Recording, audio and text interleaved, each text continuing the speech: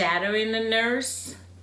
Some people call it preceptorship, preceptor, being a preceptor, RN orientation, orienting the new staff nurse. About preceptorship, shadowing the nurse. But before I do, I want to come out here and talk to my subscribers. I got a lot of comment for the past few weeks about, one comment was that really got my attention, said that I was a Debbie Downer. I don't understand how the commenter come up with that description, but I will take it. Because sometimes through my negativity, as you say, I'm trying to open up your eyes to what nursing is all about. Nursing is not easy. It's not always positive. I know you've been watching other videos and it's all good and good, rah, rah, rah. You need to know there's a balance. There's some negative and there's some positive. And through my example, through my heartache, through my many mistakes, I hope you can learn from it so that you will be on the right path. So if I sound negative, it's, how can I say this? Every experience, positive or negative, is a learning experience. And through it all, I want you to see that there is hope, that nursing on a whole is a good career. It's stable, but it has its ups and downs. Job shadowing, orienting the new staff.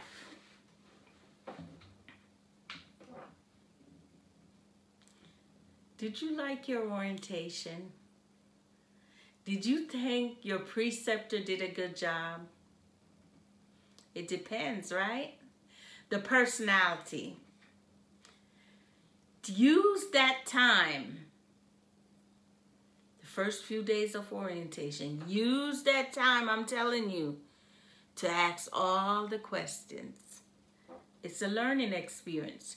That's not the time to start with your orientee. I'm going to shadow you. I'm going to ask you, oh, how many kids you have? It's not the time to get personal. It's the time for you to learn what you need to learn in the job. One of the things that I noticed that, and it's not new nurses that does this, it's the older nurse that's been in nursing for a while. When they get into a new job and they have to shadow you, or you end up orienting them, and they're trying to tell you, you trying to tell them something, and they want to tell you what the other job did, and we didn't do it this way and that way.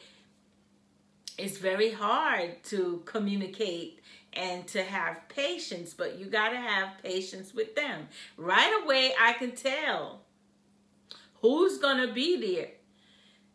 This place, they hide in nursing. As a matter of fact, not just where I work. Orientation is very expensive because you're orienting these nurses. You're taking on nurses every day. You're hiring them and you orient them and they don't stay. So this place that I work at, they wanted us, they warned us. They think that we're driving the nurses away. By no means are we. We want them to come in. We want them, but I think what will work is to give us a voice, a nurse that is doing the interview, not the nurse that sit in the office. No way. The nurse that's on the floor should be part of that interviewing the nurses. But it never happened. So when they come on the floor, I don't know what they expect. This one nurse, you would think she's a supervisor. She running around. She's supposed to be orienting with another nurse. But she's walking around telling me she's checking on me. You checking on me? You just started 2 days, but you checking, looking at like you're going to be the supervisor. So my first things, I got to be patient, right? I am patient with the new nurses. And I ask. I've always asked. The first thing I ask them, where did you work before? Where did you come from? That's the only thing I want. I don't want to know about how many kids you have or you want. I don't know about your personal life. Not yet. We're not close.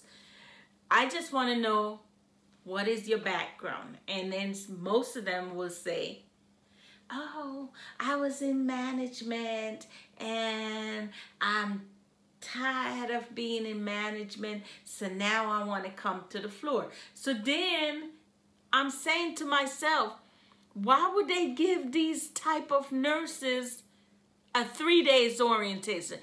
3 days orientation. Do you know what that means? 1, 2, 3. Eeny, meeny, miny, mo. You on your own? Yes. After number 3, you on your own. You got to figure this out. So why don't try to get it in? I don't agree with it. They need more orientation because they haven't been on the floor. But that's the policy of the place. When I go to travel, I'm lucky if I get 3. But I'm able to go in as a travel nurse and act like I've been there for years. But what I'm seeing is the reason why the nurses don't stay. 3 days is not enough for orientation for nobody. They just have 1 day with the human resource, 1 day with the department heads, and then the second day they on the floor, and the third day they on the floor, and then the fourth they on their own. I don't think they can learn like that. But I'm the type of person, I will learn by doing myself. So if they throw me on the floor, I'm always going to ask questions, how we do it. But some people can't. They can't. So I think the reason why shadowing the staff nurse doesn't work, I think if they need more days, I always tell them you need to ask, and you need to ask the DON or somebody that maybe I didn't get it yet. It's okay if you didn't get it.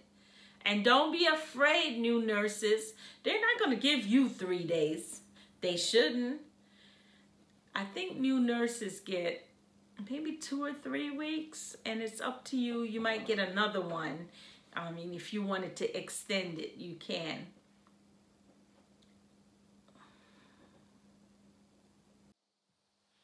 I feel I need to say this. Back in the days, I'm thinking now, the reason why nurses don't stay,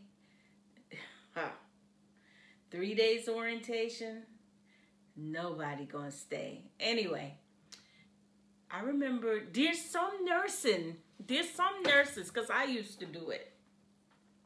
I would only go to the job, all these jobs just for orientation. After orientation pay, I'm out the door, because then during orientation, you can tell whether this is for you or not. And that's why it's so expensive, because the nurses doesn't stay. They don't stay. They get their orientation pay and they say, see you, bye, goodbye. They gone to the next job. Get the little orientation pay, they move on.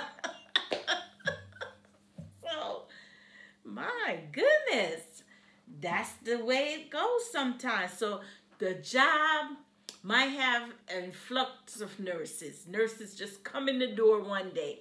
They in orientation. They got 20 nurses in orientation. And we get so happy. Oh, they got nurses now.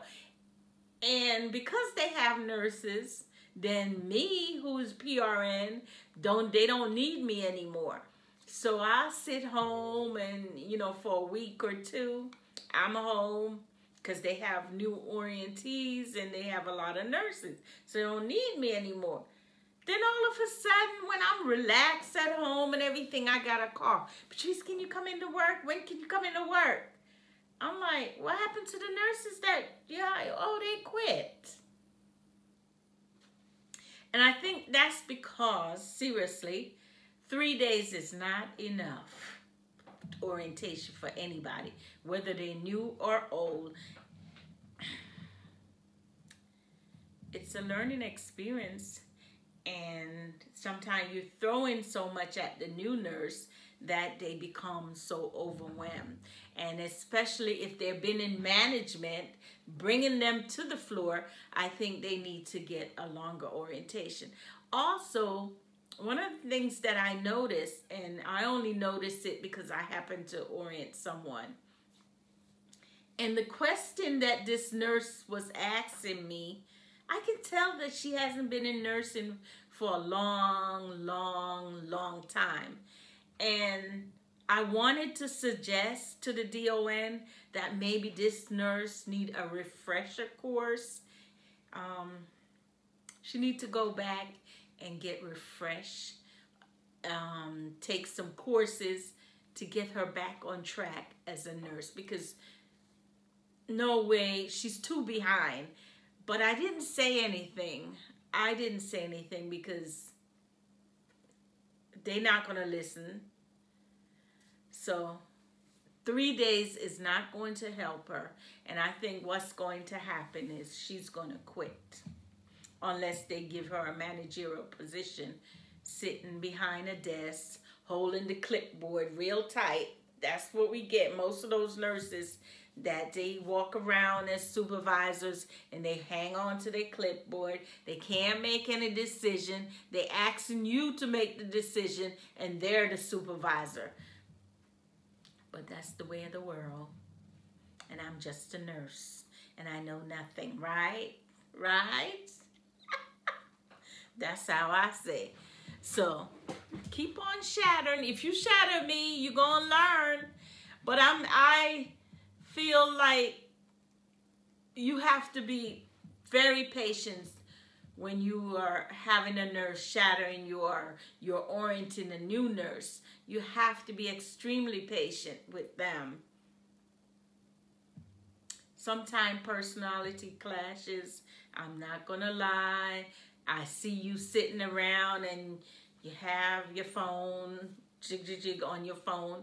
I probably ignore it because I'm on my phone too. I told you the other day, the assistant DON said, Patrice, you're always on your phone.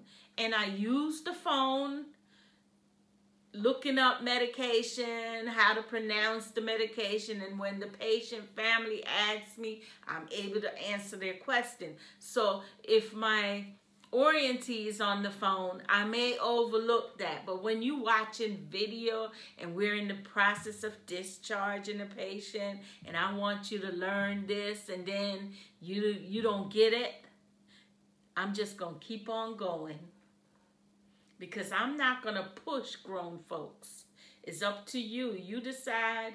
You came to this job because you wanted it. You want the learning experience. If there was nothing going on and you're in the break room and you listen to your video, it's okay. I would ignore it. But in the middle of me discharging a patient, trying to show you some things, you're more into your phone and the video than to learn. So I'm going to ignore it.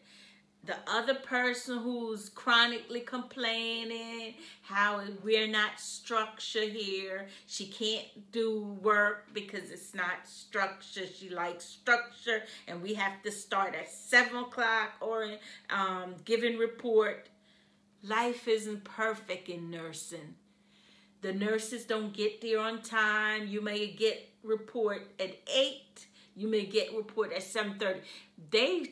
They're mandating us to be on time, yes, but and start the report. And you will see that not every nurse is going to get there on time, start on time, because sometimes emergency happen that they can't finish their work because they're in the middle of something. So the report may start a little late. So if you're that type that wants structure,